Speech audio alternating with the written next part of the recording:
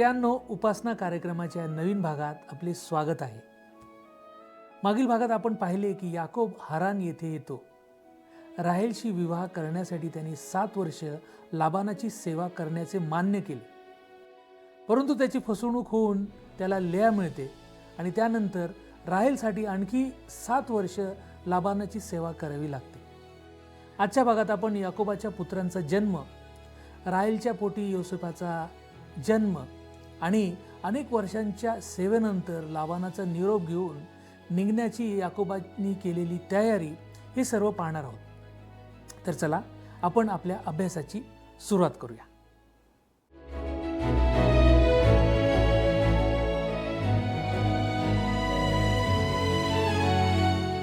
उपासना कार्यक्रमामध्ये आपणा सर्वांचे हार्दिक स्वागत. प्रियांनो, मागील कार्यक्रमात आपण उत्पत्ती अध्याय 29 याचा अभ्यास केला होता. आज आपण अध्याय 30 याच्या पहिल्या वचनापासून अध्याय 31 याच्या 16व्या वचनापर्यंत अभ्यास करणार आहोत. अध्याय 30मध्ये आपण जे विषय हाताळणार आहोत ते येणेप्रमाणे आहेत. पहिला विषय याकोबाच्या पुत्रांचा जन्म, दुसरा विषय राहेलला योसेफाचा जन्म आणि तिसरा विषय याकोब लाबानाला सोडून जाण्याची तयारी करतो.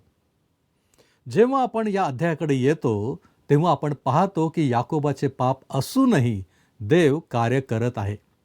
देव त्याच्या पापामुळे कार्य करत नाही, तर त्याचे पाप असूनही कार्य करत आहे. या अध्यायाचा विषय याकोबाचे कुटुंब आणि त्याच्या पुत्रांचा जन्म हा आहे. लाबानाला सोडून जाण्याची याकोबाची तीव्र इच्छा होती आणि याकोब त्याच्याशी एक धूर्त करार करतो. आता आपण आपल्या पहिल्या विषयाकडे वळत आहोत, याकोबाच्या पुत्रांचा जन्म. यासाठी आपण उत्पत्ती याचा 30वा अध्याय आणि पहिले वचन वाचूया. याकोबास आपल्यापासून काही मूलबाळ होत नाही असे पाहून राहेल आपल्या बहिणीचा मत्सर करू लागली आणि ती याकोबास म्हणाली, आपण मला पुत्रवती करा, नाहीतर माझा प्राण चालला. पहा, त्या काळात ज्या स्त्रीला संतती होत नसे तिला अपमानित केले जात असे आणि तिला जितकी जास्त मुले असत तितके तिचे स्थान चांगले असे. पुढे जाऊया आपण. दुसरं आणि तिसरं वचन आपण वाचूया. तेव्हा याकोब राहेलीवर रागवून म्हणाला, मी काय देवाच्या ठिकाणी आहे? त्यानेच तुझ्या पोटी फळ निपचू दिले नाही. मग ती म्हणाली, पहा, ही माझी दासी बिल्ला आहे. हीच पाशी जा, म्हणजे ही माझ्या मांडीवर प्रसूत होऊन हिच्यामुळे माझे घर नांदते होईल. येथे आपल्याला याकोब आणि राहेल त्या काळातील प्रथेचे पालन करताना दिसतात. आठवा की अब्राहम आणि सारानेही तेच केले होते. देवाने तेव्हा त्याला मान्यता दिली नव्हती आणि तो आताही याला मान्यता देणार नाही. बायबल आपल्याला अचूक नोंद देते, परंतु याचा अर्थ असा नाही की देवाने सर्व गोष्टींना मान्यता दिली. खरे तर हे अगदी स्पष्ट आहे की त्याने त्या गोष्टीला नापसंती दर्शवली. अब्राहमाच्या कुटुंबात जो संघर्ष आम्ही तुमच्या लक्षात आणून दिला आहे तो इसाहाकाच्या कुटुंबातही होता. आता तो याकोबाच्या कुटुंबातही आहे आणि त्याला आणखी बऱ्याच मोठ्या संकटांना सामोरे जावे लागणार आहे. या अध्यायातील पुढील वचनांमध्ये याकोबाला राहेलची दासी बिल्ला हिच्यापासून 2 मुलांचा जन्म झाल्याचे, लेयाची दासी जिल्पा हिच्यापासून 2 मुलांचा जन्म झाल्याचे आणि नंतर लेयापासून आणखी 2 मुलांचा जन्म झाल्याचे सांगितले आहे. 30वा अध्याय 22 ते 24 या वचनामध्ये काय लिहिलेलं आहे आता आपण वाचूया. मग देवाने राहेलीची आठवण केली आणि त्याने तिचे ऐकून तिची कूस वाहती केली. ती गर्भवती होऊन तिला मुलगा झाला. ती म्हणाली, देवाने माझी अप्रतिष्ठा दूर केली आहे आणि तिने त्याचे नाव योसेफ ठेवून म्हटले, परमेश्वर मला मुलाची आणखी जोड देवो. हाच तो मुलगा आहे जो मिसर देशात जाणार आहे. तो एक अत्यंत उल्लेखनीय व्यक्ती असल्यामुळे आपण या पुस्तकात पुढे त्याचे अनुसरण करणार आहोत. नंतर राहेलच्या पोटी बन्यामीनचा जन्म होईल. आपण या अध्यायाचा समारोप याकोबाच्या 12 पुत्रांची नावे देऊन करणार आहोत, कारण ते महत्त्वाचे आहे. त्यांच्यापासून इस्रायलचे 12 वंश आणि शेवटी इस्रायल राष्ट्र निर्माण होईल. आता आपण पुढील विषयाकडे जात आहोत. तो विषय आहे याकोब लाबानाला सोडून जाण्याची तयारी करतो. वाचूया आपण 25 आणि 26 वचन. राहेलीस योसेफ झाला तेव्हा याकोब लाबानास म्हणाला, माझी रवानगी करा, म्हणजे मी स्वदेशी आपल्या ठिकाणी जाईन. मी ज्यांच्यासाठी आपली चाकरी केली त्या माझ्या बायका व मुले मला द्या, म्हणजे मी जातो. मी आपली चाकरी कशी काय केली ती आपणाला ठाऊकच आहे. आता मामा लाबानाचे ऐका. तो अजून थांबलेला नाही याची तुम्ही खात्री बाळगा. पुढे जाऊया आपण 27 वचन. तेव्हा लाबान त्यास म्हणाला, तुझी मजवर कृपादृष्टी असल्यास राहावयाचे कर. तुझ्यामुळे परमेश्वराने माझे अभिष्ट केले आहे हे मला शकून पाहून कळले आहे. हे खूपच मनोरंजक आहे. तुम्हाला आठवत असेल की गरारचा राजा अबीमेलेक याला आढळले की जेव्हा इसहाक त्याच्यामध्ये होता तेव्हा त्याला आशीर्वाद मिळाला होता. आता मामा लाबानाला आढळले की देव याकोबासोबत आहे आणि त्याने याकोबाच्या फायद्यासाठी त्याला आशीर्वाद दिला आहे. म्हणून मामा लाबान म्हणतात, बाळा घाई करू नकोस, मला सोडून जाऊ नकोस. मला आशीर्वाद मिळाला आहे आणि मला तुझा पगार वाढवायचा आहे. यावेळेस आपण 30 अध्याय आणि 28 वचन वाचणार आहोत. तो आणखी म्हणाला, तुझे वेतन काय ते मला सांग, ते मी तुला देईन. याकोबाला आत्तापर्यंत कळले आहे की जेव्हा जेव्हा मामा लाबान एखादा करार करतो तेव्हा तोच विजेता ठरतो. याकोबाने हा धडा शिकला आहे आणि आता तर त्याला जायचे आहे. आपण पुढे जाऊया 29 आणि 30 या वचनाकडे. तो त्यास म्हणाला, मी आपली सेवा कशी केली आणि आपली जनावरे माझ्या निगेखाली कशी होती हे आपणाला ठाऊकच आहे. मी येण्यापूर्वी आपणाशी थोडे होते, ते आता बहुत पट वाढले आहे. जेथे माझा पाय लागला तेथे परमेश्वराने आपले कल्याण केले आहे. तर आता मी स्वतःच्या घरादाराचे केव्हा पाहू. याकोबाची तक्रार ऐका. तो रडगाणं गात आहे. तो म्हणत आहे, तुझ्यासाठी केलेल्या या सर्व सेवेतून मला फक्त 2 बायका, त्यांच्या 2 दासी आणि मुलांनी भरलेले घर मिळाले आहे. खरं तर या क्षणी त्याला 11 मुले आहेत. तो आता काय करणार आहे? तो त्यांना कसे खायला घालणार? तो म्हणाला, देवाने तुम्हाला आशीर्वाद दिला आहे आणि समृद्ध केले आहे आणि माझ्याकडेही काहीही नाही. वाचू आपण 31 आणि 32 वचन. लाबान म्हणाला, मी तुला काय देऊ? याकोब म्हणाला, मला काही देऊ नका. माझी केवळ एकच गोष्ट कबूल करा, तर मी पूर्ववत आपले कळप चारीत व सांभाळीत राहीन. आज मी आपल्या कळपात फिरून त्यातील मेंढरांपैकी ठिपकेदार, कबऱ्या आणि काळ्या रंगाची मेंढरे तसेच शिरडांपैकी ठिपकेदार व कबऱ्या रंगाची शिरडे वेगळे काढीन. हेच माझे वतन. दुसऱ्या शब्दात शुद्ध जातीची गुरे लाबांची असतील, पण मिश्र जातीची जी उत्कृष्ट प्रतीची नाहीत ती याकोबाची असतील. याकोब म्हणाला, तू फक्त ही गुरे मला घेऊ दे आणि तोच माझा पगार असेल. हा लाबानासाठी एक चांगला प्रस्ताव वाटतो. पुढे आपण पाहूया 33 ते 35 या वचनांमध्ये. उद्या आपण माझ्या वेतनाचा हिशोब पाहण्यास आला तर माझ्या प्रामाणिकपणाची आपणालाही साक्ष पटेल. म्हणजे शिरडांपैकी जी ठिपकेदार व कबरी नाहीत व मेंढरांपैकी जी काळी नाहीत अशी काही मजपाशी निघाली तर ती चोरीची समजा. तेव्हा लाबान म्हणाला, ठीक, तुझ्या म्हणण्याप्रमाणेच होऊ दे. तेव्हा त्याच दिवशी बांडे व ठिपकेदार एडके, थोडा बहुत पांढरा रंग असलेल्या सर्व ठिपकेदार व कबऱ्या शेळ्या आणि मेंढरांपैकी सगळी काळी मेंढरे ही वेगळी करून लाबानाने आपल्या मुलांच्या हवाली केली. ती इतर गुरांसोबत प्रजनन करू शकणार नाहीत. याकोब मिश्र जातीची गुरे घेईल, जेणेकरून फक्त शुद्ध जातीची गुरेच प्रजनन करून पिल्लांना जन्म देतील आणि ती मामा लाबांची असतील, बाकीची त्याची असतील. याकोब एक खूपच रोचक करार करत आहे. वाचूया आपण 36 ते 39 वचने. त्याने आपणामध्ये व याकोबामध्ये 3 मजलांचे अंतर ठेवले आणि याकोब लाबानाचे बाकी उरलेले कळप चारीत राहिला. मग याकोबाने लिबने, बदाम आणि अर्मोन या झाडांच्या हिरव्या व कोवळ्या छड्या काढिल्या व त्या सोलून पांढऱ्या पट्ट्या काढिल्या आणि त्यांच्या अंतरसालीचे पांढरे अंग उघडे केले. त्या सोललेल्या छड्या त्याने त्या शेळ्या मेंढ्यांसमोर त्यांच्या पाणी पिण्याच्या पन्हाळ्यात व कुंड्यात ठेवल्या. त्या पाणी पिण्यास येत तेव्हा फळत. त्या छड्यांसमोर शेळ्या मेंढ्या फळत आणि त्यास बांडी, ठिपकेदार व कबरी अशी पोरं होत. याबद्दल विविध स्पष्टीकरणे दिली गेली आहेत. काही लोक म्हणतात की ही जगातील निव्वळ अंधश्रद्धा आहे.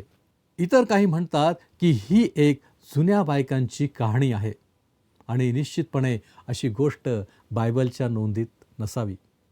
माझे मत आहे की ही नोंद देवाच्या वचनात असणे महत्त्वाचे आहे. अर्थात यात अनुवंशिक घटक सामील होते, पण मला असे वाटत नाही की आपण त्याला अंधश्रद्धा म्हणून नाकारले पाहिजे. मुद्दा हा आहे की लाबान आणि याकोब दोघांचाही असा विश्वास होता की काठ्यांवरील पांढऱ्या पट्ट्यांमुळे संततीवर पट्टे येतात. हाच या कथेचा महत्त्वाचा भाग आहे. कदाचित तुम्ही यावर विश्वास ठेवण्याइतके हुशार असाल, पण या दोघांचा यावर विश्वास होता. त्यात काही तथ्य असो वा नसो, याकोब युक्तीचा वापर करत आहे. तो स्वतः एक मोठा धूर्त होता, पण त्याला असा मामा भेटला आहे जो त्याच्यापेक्षाही मोठा धूर्त आहे. आणि आता याकोब पुन्हा वरचढ होण्याचा प्रयत्न करीत आहे. या क्षणी मी याबद्दल इतकेच सांगेन आणि आपण पाहू की पुढील अध्याय या संपूर्ण घटनेवर नवीन प्रकाश टाकेल. आता येथे याकोबाच्या 12 मुलांची यादी आहे, जे पुढे इस्रायल राष्ट्राच्या 12 वंश बनणार आहेत. लेयापासून जन्मलेले म्हणजे रुबेन, शिमोन, लेवी, यहुदा, इसाखार, जबुलून आणि दीना नावाची मुलगी. राहेलची दासी बिल्लापासून जन्मलेले दान, नफ्ताली. लेयाची दासी जिल्पापासून जन्मलेले गाद, आशेर. राहेलपासून जन्मलेले योसेफ आणि बन्यामीन. माझ्यावर विश्वास ठेवा, याकोबाला या 12 मुलांमुळे खूप त्रास झाला होता. तसेच आपल्याला दिसते की एक मुलगी होती आणि तिचे नाव दीना होते. पुढील अध्यायात आपण पाहू की देवाने याकोबाला हरान सोडून त्या देशात परत जाण्यास सांगितले आहे. त्याविषयीचं वचन त्याने अब्राहम, इसाक आणि याकोबाला दिले होते. मला खात्री आहे की देव याकोबाच्या मुलांचा विचार करत आहे. त्यांनी लाबानाच्या घराच्या वातावरणात वाढू नये असे त्याला वाटते. आता आपण अध्याय 31 कडे वळणार आहोत. या अध्यायामध्ये मुख्य विषय आहेत. पहिला विषय, याकोब हरानमधून पळून जातो आणि दुसरा विषय, मिस्पाचा करार. या अध्यायात आपण पाहतो की याकोब लाबानाला कोणतीही सूचना न देता निघून जातो. त्याच्यासाठी निरोप समारंभही आयोजित केला जात नाही. लाबान त्याचा पाठलाग करतो आणि त्याला गाठतो. शेवटी याकोब आणि लाबान यांच्यात आणखी एक करार होतो. एकमेकांना फसवणार नाही किंवा इजा पोहोचवणार नाही असा तो करार होता. मग ते वरवर मैत्रीपूर्ण पद्धतीने वेगळे होतात. आपण पाहू की देवाची इच्छा होती की त्याने याकोबाला त्या देशातून बाहेर काढावे. त्याला हे कळते की लाबानाच्या कुटुंबाचा प्रभाव याकोब आणि त्याच्या वाढत्या कुटुंबासाठी चांगला नाही. ही मुले इस्रायलाच्या 12 वंशाचे प्रमुख होणार आहेत आणि देव त्यांना त्या वातावरणातून बाहेर काढून अब्रामाच्या देशात, ज्या देशाचे वचन त्याने अब्रामाला दिले होते, तिथे परत आणण्यास उत्सुक आहे. आपण देवाच्या वचनाच्या अशा भागात आहोत जे देवाने आपल्या गरजा पूर्ण करण्यासाठी दिले होते. हे अशा एका माणसाविषयी आहे जो अनेक बाबतीत खूप पापी होता आणि ज्याला देवाने कधीही सोडले नाही. तुम्ही आणि मी यातून धैर्य घेऊ शकतो. जोपर्यंत आपण त्याच्याकडे परत येत राहू तोपर्यंत प्रभू आपल्याला कधीही सोडणार नाही. तो नेहमीच आपला स्वीकार करेल. जर तो याकोबासारख्या माणसाला आणि माझ्यासारख्या माणसाला स्वीकारू शकतो तर प्रियांनो, तो तुम्हालाही नक्कीच स्वीकारेल. तुम्हाला आठवत असेल की याकोबाने मामा लाबानासोबत 20 वर्षे खूप दुःखाचा काळ अनुभवला आहे. मामा लाबानाने त्याला खरोखरच कठीण अनुभवांच्या महाविद्यालयातून धडे दिले आहेत आणि बिचारा याकोब त्याच्यावरील सर्व दबावामुळे त्रासलेला आहे. तथापि गुरे पालनाबद्दल लाबानासोबत केलेल्या नवीन करारामुळे याकोबाला आता मामा लाबानापेक्षा जास्त मिळत आहे. हे मामा लाबानाला आवडत नाही, ना त्याच्या मुलांना. आपण पुढे जाऊया. 31वा अध्याय आणि पहिली 2 वचनं आपण वाचूया. नंतर याकोबाच्या कानावर लाबानाच्या मुलांचे असे म्हणणे आले की आमच्या बापाचे होते नव्हते ते सर्व याकोबाने लुबाडिले आहे आणि आमच्या बापाच्या सर्वस्वातून त्याने ही सर्व धनदौलत मिळवली आहे. लाबान पूर्वीप्रमाणे आपणावर प्रसन्न नाही असे याकोबाने ताडिले. आता आपण पाहू की याकोबाला देव काही मार्गदर्शन करतो. वाचूया आपण 3 आणि 4 वचन. परमेश्वराने याकोबास सांगितले की तू आपल्या पूर्वजांच्या देशी आपल्या आप्तांकडे परत जा, मी तुझबरोबर असेन. तेव्हा याकोबाने राहेल व लेया यास निरोप पाठवून शेतात आपल्या कळपाकडे बोलाविले. देवाने याकोबाला निघून जाण्यास सांगितले होते आणि म्हणून तो आता तशी तयारी करत आहे. तो राहेल आणि लेया यांना शेतात भेटायला बोलवतो, कारण त्याला घरी याबद्दल बोलण्याची भीती वाटते. कारण कदाचित एखादा नोकर किंवा लाबानाचे मुलगे त्याचे बोलणे ऐकतील. तो राहेल आणि लेया यांच्यासोबत कट कारस्थान करत आहे हे त्यांनी पाहू नये असे त्याला वाटते. पुढं आपण जाऊया 5 आणि 6 वचन. त्या आल्यावर तो त्यास म्हणाला, तुमच्या बापाच्या चर्येवरून मी ताडिले की तो पूर्वीप्रमाणे मजवर प्रसन्न नाही. तथापि माझ्या वाडवडिलांचा देव मजबरोबर आहे. मी सर्व बळ खर्चून तुमच्या बापाची चाकरी केली हे तुम्हास ठाऊक आहे. ही एक गोष्ट आहे ज्यावर आपण याकोबाशी सहमत होऊ शकतो आणि त्याचे श्रेय त्याला देऊ शकतो. त्याने खूप मेहनत केली होती, पण माझे मत आहे की आपण त्याचे श्रेय लाबानाला दिले पाहिजे. माझा विश्वास आहे की लाबानाकडून काम करणाऱ्या प्रत्येकाकडून त्याने त्याच्या पैशांचा पुरेपूर मोबदला मिळवला होता. वाचूया आपण पुढचं वचन 7. तरी तुमच्या बापाने मला फसवून 10 माझ्या वेतनात फेरबदल केला, पण देवाने त्याला माझी काही हानी करू दिली नाही. लक्षात घ्या की त्या 20 वर्षात लाबानाने 10 वेळा त्याचा पगार बदलला होता. बिचारा याकोब. पण जेव्हा तो गोंधळलेला आणि निराश होता, त्याला कुठे जावे हे कळत नव्हते, तेव्हा देवाने हस्तक्षेप केला. वाचूया आपण पुढची 2 वचने 8 आणि 9. त्याने जेव्हा म्हटले की ठिपकेदार शेळ्या तुला वेतनादाखल मिळतील, तेव्हा सर्व कळपास ठिपकेदार पोरे होऊ लागली. त्याने जेव्हा म्हटले की बांड्या पकऱ्या तुझ्या, तेव्हा सर्व कळपास बांडी पोरे होऊ लागली. या प्रकारे देवाने तुमच्या बापाची जनावरे हिरावून मला दिली आहेत. याकोब राहेल आणि लेया यांना समजावून सांगत आहे की देवानेच त्याला आशीर्वाद दिला आहे, इतका की लाबान आणि त्याचे मुलगे त्याचा खूप मत्सर करू लागले आहेत, किंबहुना ते त्याचा द्वेष करतात. आता याकोब त्याला निघून जाण्याचे खरे कारण सांगतो. वाचूया आपण 11 आणि 12 वचन. तेव्हा स्वप्नात देवदूताने मला म्हटले, याकोबा. मी म्हणालो, काय आज्ञा आहे? तो म्हणाला, आपली दृष्टी वर करून पहा. मेंढ्यांवर उडणारे सर्व एडके बांडे ठिपकेदार व करडे आहेत. लाबान तुझशी कसा वर्तत आहे ते मी पाहिले आहे. तुम्हाला कदाचित वाटले असेल की मागील अध्यायात मी गुरांच्या प्रजननामध्ये जे घडले होते त्याबद्दल समाधानकारक उत्तर देत नव्हतो. खरं तर पवित्र शास्त्राच्या या भागापर्यंत येण्याची मी वाट पाहत होतो, कारण देव म्हणतो, मी हे केले. आपल्याला नैसर्गिक स्पष्टीकरण शोधण्याची गरज नाही, जरी मला खात्री आहे की देवाने त्यापैकी एकाचा वापर केला. तथापि देवाने आपल्याला ते कोणते आहे हे सांगितले नसल्यामुळे आपल्याला ते नक्कीच माहीत नाही. अनेक स्पष्टीकरणे आहेत आणि तुम्ही तुम्हाला हवे ते निवडू शकता, पण मला हे स्पष्टीकरण आवडते.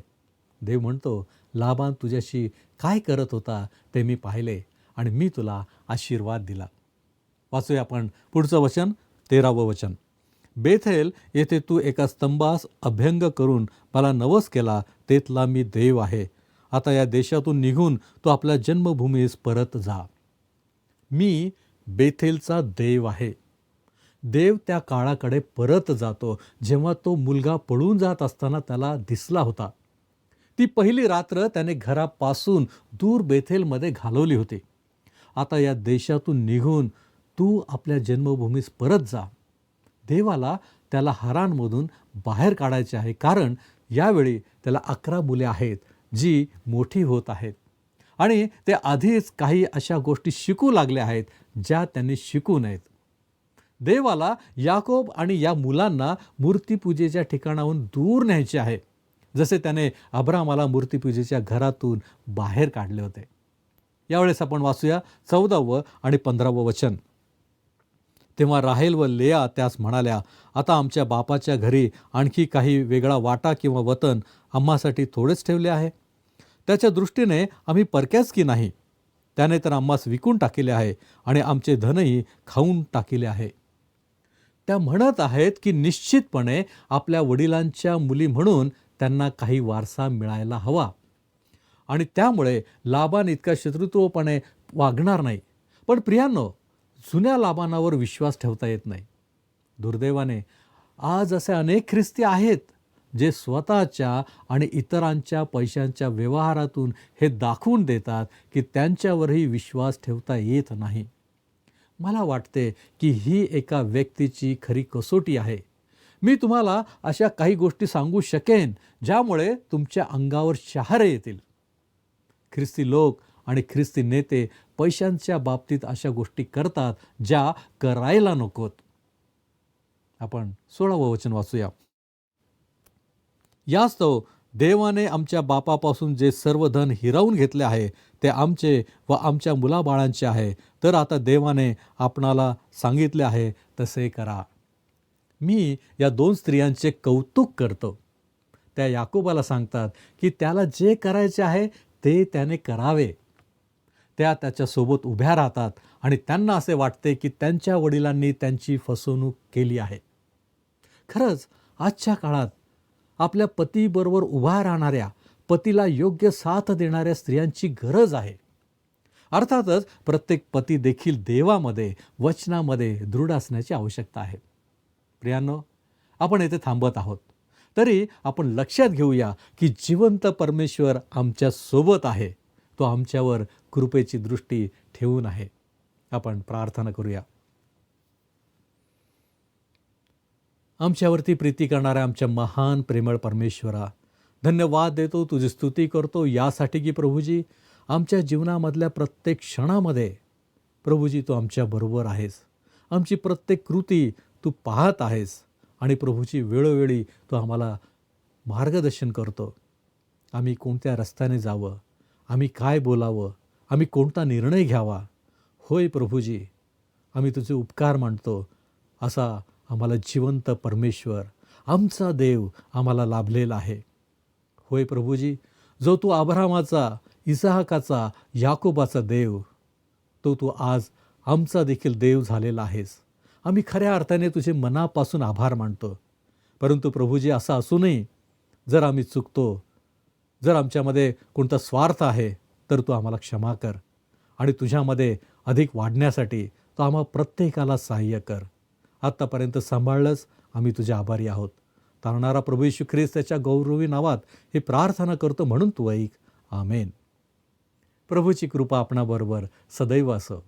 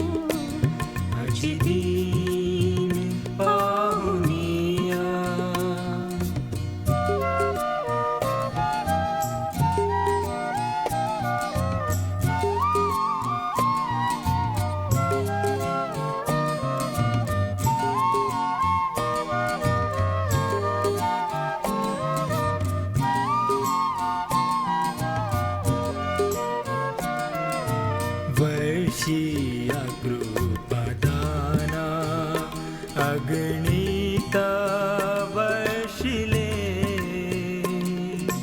बहुविध ही स्थला माझी नवमार्गा दाविले बहुतांशी मुक्तिदाना तारुणी दीघले ऐसिया मंडळीला सामर्थ्य प्रापिले सामर्थ्य प्रापिले अशी ती पाहुनिया.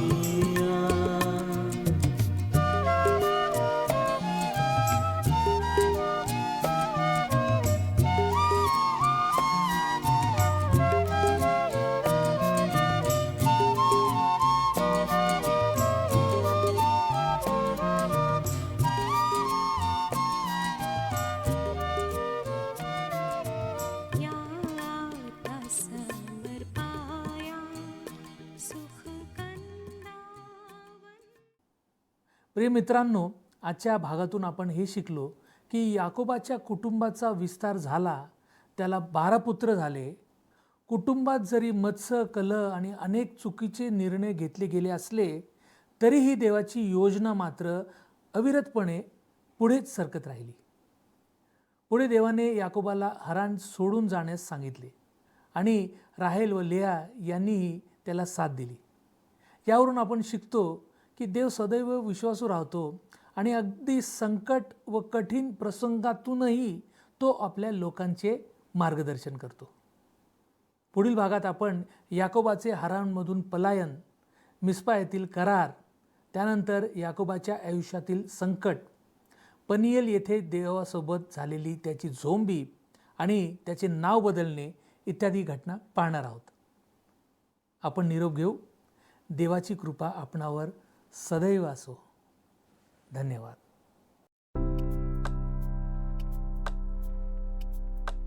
मागील कार्यक्रमातील प्रश्नाचे उत्तर आहे पर्याय बी.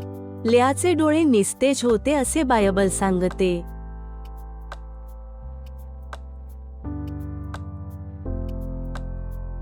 आजचा प्रश्न, लेयापासून याकोबाला किती पुत्र झाले? ए 7, बी 5, सी 12, डी 6.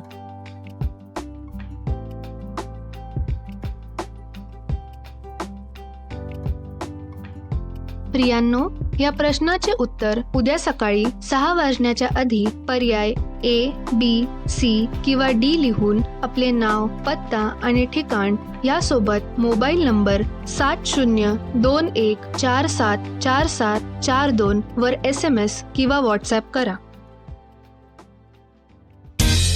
हा कार्यक्रम आपणास आवडला काय? आता आम्हाला एक मिस कॉल करा.